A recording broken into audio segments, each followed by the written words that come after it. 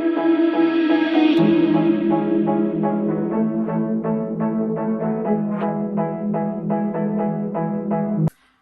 guys, welcome back to my YouTube channel.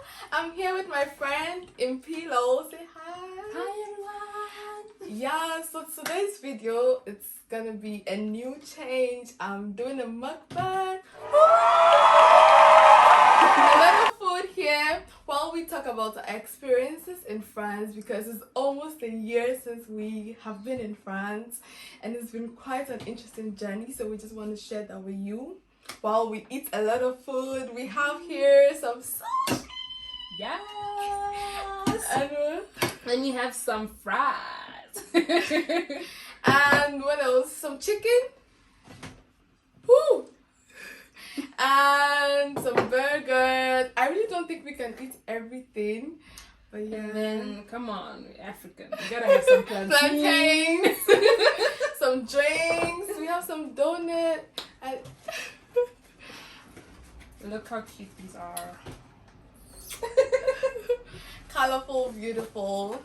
And that's gonna be it. So if you are new to this channel, hi, I'm Louisa Danah. I create content on the international student life experience of students in France, and that is what I'm going to be talking about today. So I made a poll out on Instagram, on my WhatsApp, on YouTube, to ask people what they want to hear about, what about our experiences that they want to hear. And I collated this into this, I got questions from them and I just wrote them here. So we are gonna just read them out, talk about it while we eat. And yeah, stay tuned for more. Okay. On y va. So I'm coming. Let me just shuffle these a little bit. So now let's switch. Ready to do this. Okay. So when you start eating, I think I want to drink something. Okay, I think let's open up these chopsticks. Because I'm so that it's sushi time. But let's read the first question while we do that. So, Okay. just say this is your most challenging moment in France. Your greatest challenge that you faced in France. Oh my goodness. Will you start first? Okay, I think my greatest challenge so far was finding my internship. My 3 months internship. I think that one was one of the challenging ones, because number one, you apply to so many companies, you get so many rejections, and then time is ticking and you don't know if you're gonna get it by the time you need to get it, and then you have all the documents you have to fill in. So I think that was the most stressful, because I got my internship at a last minute. So that was the most stressful for me and most challenging since I've been here. Yeah. For me, honestly, I cannot think of anything that was the most challenging. I don't know. I guess my life here has been cool. Let me think. I think it's the internship search, but I got my internship quite earlier, so it wasn't really challenging. But in the beginning, it was, because I was really serious, applying a lot, and all you get is rejections. They're not even giving you a chance to prove yourself. Hey, I can do the work, just give me a chance. But it doesn't come in there. You're worried, is it because of my level of French? What's wrong with me? So I think that's a bit challenging. And I think adapting also to the weather for me. You don't really Okay, you are used to winter. Okay. I'm not. I used to shiver, you remember? I used to shiver so much. So I think that was also quite challenging. But yeah, I think I'm used to it. I hope. You have another year, so I think soon, when winter comes again, I think you'll be much more better. Okay, to the next question. Is it a must to know French, and can a student... No, is it a must to know French? First question. Is it a must to know French? Yes. I would say no. Are you saying before coming here? No, to be here. I don't think you have to be perfect. It's not a must. It's not like a must, but it's necessary. Yes. Yeah. Yes. Yeah. But you can live with a certain level of French. It can get you around, but I think for job's sake, like internships, and if you want to do a part-time job, some of them would be helpful to know some French. French. Yeah. Honestly, you don't need to speak French to be able to survive. Like, you don't need to, because if you go somewhere and they speak French to you, you say you don't know. That's it. You don't know, so you just move away. But it's necessary to just be get opportunities, like be open to certain opportunities, like job, especially internship. Because if you're looking for internship and the French is typically, the company is typically French, they would require that you speak French, and then if you don't, you lose it. So it's not a must, but it's necessary. And can a student get work easily? If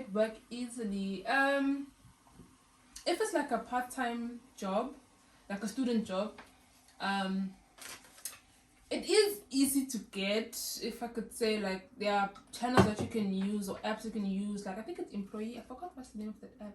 I know one site, website that you can use to I'm gonna link it up here to use to look for jobs. But also you can ask, like, students, or if you have you can also go to restaurants and ask, like, for example, do you need a waiter, do you need someone to clean? Like, you can ask those things, you can ask around and stuff. But I think with some jobs, for example, if you're going to be cleaning, that much interaction will happen, so you don't need that much French. But if you're going to do like a waitress job or waiter job where you're going to be taking orders, you have to have improved your level of French a bit better. So yeah. And also I think it's actually easy to get a job, but it's difficult because in France the academic schedule is so stressful. You go to school from 8 to 8 basically every day, most times, and combining that with jobs, it's hard because sometimes these job gigs come with times that you have to be in school. That's true. And it's just hard combining that. So yeah. The next question. Okay. So this person is asking about dating. Dating here. Over to you, Ma. Okay. Dating here. Yeah, okay. So with dating here, it's possible. Like, it's possible anywhere in the world to date. I think it's looking or you know what you want, you know the person, you know what type of person you want to date. So I don't think it's hard to date here, to go on dates, like to meet people who want to take you out. I don't think it's hard to experience all of that. You can get a boyfriend here, you can get a girlfriend here, as you would in your own home country. So I don't think the dating scene here is that tough to break into, because you have different races, you have people from different countries, different languages. So it's not like you're gonna meet a guy purely who speaks French. You can speak French, English, Spanish, Italian, whatever, everything. Yeah. So the dating scene here is not bad. And one thing, it's much easier to also like go out and eat because it's quite cheap. It's quite cheap to go to a normal restaurant. I mean, you will not spend much more than 15 euros to have a complete meal. And I think many men are able to afford that. So you can just, for dates, it's quite easy to go out on a date. So it's not like, you know, if you're going out on a date as a girl, you're like, okay, guys gonna pay, whatever. You know, you can have that backup money. It's not gonna be a lot that you're gonna pay. So you'll be fine. Like, so the dating scene here is not bad. As Louisa said, like, you don't have to pay that much. And you'll be fine. Like and a lot of dating apps as well, so you can meet people. But I think the problem comes in when you know what you want. So as I don't know, I'm Christian. Snap it. So as Christians, it's quite difficult because you know in Europe it's so hard to find Christians. Maybe I remember I was talking to someone. The person was like, he saw that I'm a Christian, so am I also following the sex before marriage stuff? if it's yes, then okay, we part ways. You get it. So if you are not open to like doing all of this stuff, then it's quite difficult for you because these people are normal, like they're used to all of that. So that would be the problem. But I think it's if you're open to everything, you just find people. You meet people and you don't have to date them. Like you can go out and do activities, go bowling, go watch a movie, do all of those things, and it doesn't make after doing all of that like okay now we're dating. No, you can just do all those things. You know, sometimes the people you do all those activities together, they automatically think because you're doing all of that now we are a couple. No, we are still in that phase. We're still getting to know each other. So you can date. Like, it's not bad. It's quite easier, actually. So more shocks. So this person said I made a video after 3 months. My shocks in France. I don't know if you saw the video. And so after a year, are there any other shocks? And and then if are there other shocks and you now find normal, and you're even guilty of them. Yeah. So first of all, currently I'm doing my internship, and I think this is where I've seen most of my shocks. Like the way these people dress to work, like it's very casual.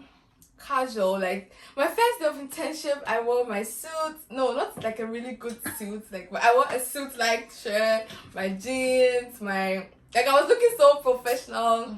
And I get there and a fellow intern, she's in shorts. I'm like, ooh, okay, that's how we do that here. So I think I like their dress and they're very casual. And as well as the relationship between high management, high level. Yeah. How about you? Shocks? I'm trying to think. That's become a norm. I think the one thing that I didn't like, I think the one thing you mentioned was about the smoking. Like like that part, but now it's just like, okay. What else? What culture shock is normal? It's not a culture shock, but as I was telling you about the water, like when I first got here, the water was just salty. Like, I feel like, why they add salt in the water? And then when I drank the bottled water they sell in the store, same thing. I was like, oh, okay. But now, it's like, I'm so used to it. It's like, oh, okay. I feel like if I go back home, I'll add a bit of salt to the water just to taste the way I'm used to it here. Like, it's become now so normal for me for the taste of the water. But yeah, that's the one thing I could say. In the beginning, it was quite a shock, but now it's like, you're normal. Like, and honestly, I cannot think of anything. I think with time, everything just gets normal, and then you're like, okay, it's cool. Yeah, it's normal. So did public PDA, like seeing people like kiss in the metro, lovey-dovey? Honestly, I think that is getting normal for me as well. In the beginning it was. I mean, you cannot be single in this country in peace. Like even yesterday, like it's just sometimes I'm like, okay, it's okay. Like just get home and continue. But anyways, I think that's become normal. I think now I'm even open. It's normal. It's normal now. It's just normal. It's no more shock. Next question. Oh my god. Talk about hair and beauty. Maybe where you get your extensions, black hair done. So like black hair stuff. Try this. Oh my god. Okay. I'm doing this. Sorry, but this chicken nuggets? Yeah. They're so good. Like, I don't like chicken nuggets. I prefer the other one. So good. Really, the wings? Yeah. Oh, these are good. Okay, what's the name of the shop? Afro-Beauty. I think this actually depends on the city where you are. Because I think in Lille, we have a lot of... In Lille, we have a lot of African shops around. So it's accessible. You can get like your extensions from there, and they're not quite they're not so expensive. I think it's like €4 for a pack, and you need like 3 for almost or 4 for your hair, so it's quite okay. And to braid is expensive, like in a normal shop where like you walk in with lights, with washers, it's expensive, and then they price it based on the length. Have you actually asked for the price before? The one time I actually went to ask her to cut all my hair off. How much did they charge me? No, actually, I once spoke to a girl who had like the long braids, and she said they charged her like €60. Oh, that's cool, no? They charged her like €60, but it wasn't a salon like inside Lille. Okay. I think it was, I don't know, but it was not like the ones that we normally know. Yeah, but with established salons, it's expensive. I think you pay almost €150 like for a good braid. But when you have students who braid, so for my hair, a student made it for me, and for a student, I mean, she wouldn't charge so much because she doesn't have a lot of how do you even call those things? She doesn't have to pay like for taxes, her rent, a rental for the shop and all of that. So it's quite cheaper, and I paid it's €40, I think €40 for a long hair or 30 for short hair, so it's quite okay.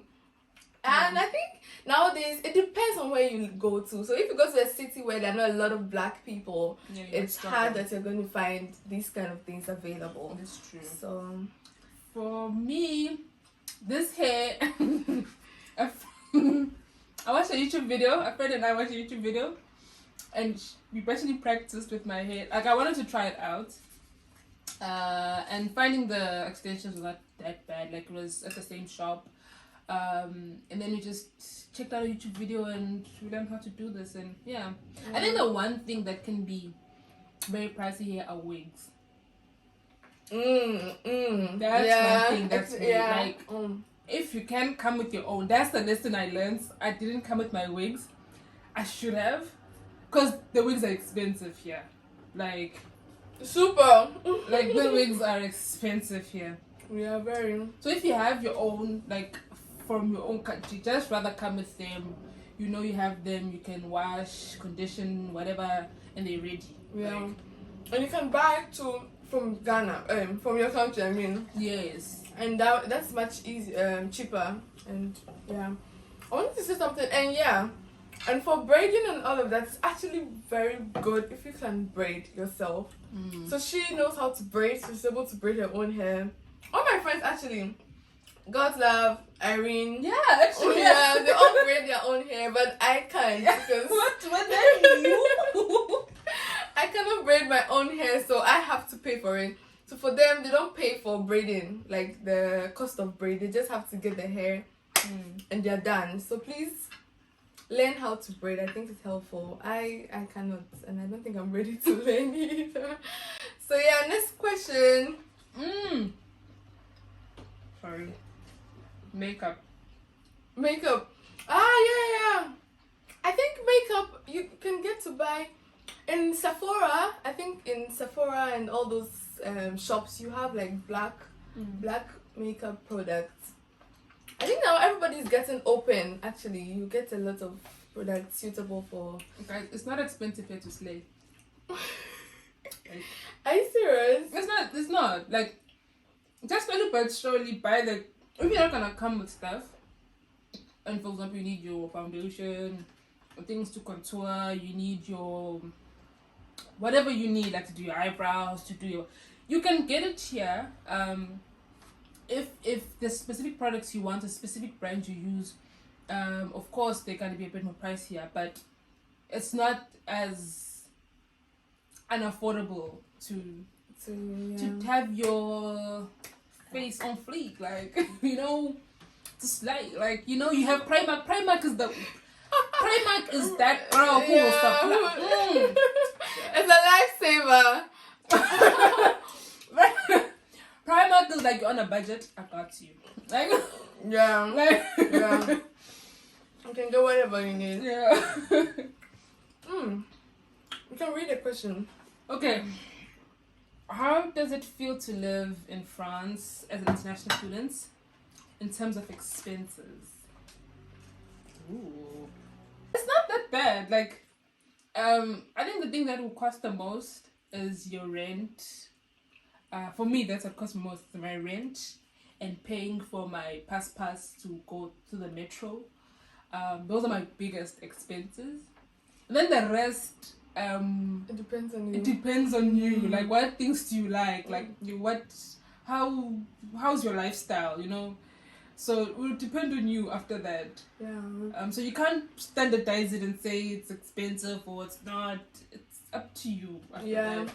You know. And also it depends on the city again. I think where you live really depends on how much you're going to spend. Because we in Lille, I think Lille is a cool city and we get to buy things at a cheaper price.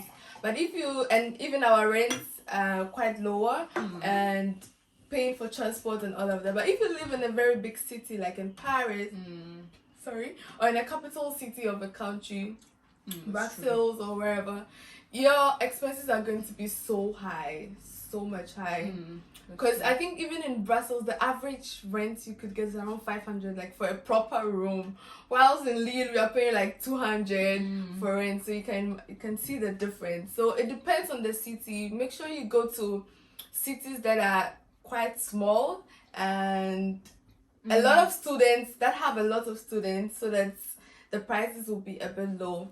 I think in terms of cost, it's actually not so expensive. If you cook a lot for yourself, cook a lot, you don't need to buy out so much. You don't need to spend extravagantly on shopping and all of those things that we do. Then you're free to go. I think you can survive. Yeah. And this says, is it possible to pay for your fees in France with a part-time job as an international student? I wouldn't advise this. Nothing is impossible, so yes, it's possible, but I don't think it's enough money. What do you think? Okay, it depends on how much your fees is, because I see that there are some schools with fees of around 200 euros. Then you can. You definitely can. But we pay like 8,000. Yeah, around 8,000 euros, and I don't think you can pay that with a part-time job, because once again you're working like 12 hours, you're going to school like 12 hours a day, and then working an hour costs usually the average you get like 10 euros, and how many you're going to work like 4 hours a day. You don't even get a lot of gigs always and all of that. So I don't think it's possible when you have so much fees to pay. But if your fees is between like 200, 500 and to 1,000 even euros, 1,000, yeah, it's I think really possible. It's really possible to. But as you pay your fee, if you're coming here completely like dependent on coming to work, then I think that is risky. Yeah, it is risky. Yeah. You should have some money, or have at least someone who would send you something just in case you are just down. Because when you get here, it takes you some time to get your bank account ready. It takes yours took like 3 months. Yes. Over 3 months. And to start working, you need all your bank accounts and all these documents ready before you get paid. So the first 3 months, you should have some money to take care of yourself, and then from there you can work to pay your fees. But if you're looking at working after school to pay for your fees, then that's okay. I think it's you touched on a good point that it depends on your fees, honestly, because now you can have school and depend on what you're studying, because some subjects are very demanding, projects, assignments, and stuff like that. Crazy. So because also you gotta pay rent, so if you're fully dependent on that part-time job, it can be really stressful. It's possible, but it can be really stressful, really draining on you to be handling all of that and solely dependent on that amount. It can be done, but if you can able to do it, good luck. It's hard. It's hard. But yeah, it's possible. I mean, if you set your heart and your mind. How did you make friends here? That they don't got a future like God. It burns, so give him something worse to kill his head with. Make him forget somehow. Might be that another day she would have wished he stayed, but they're done.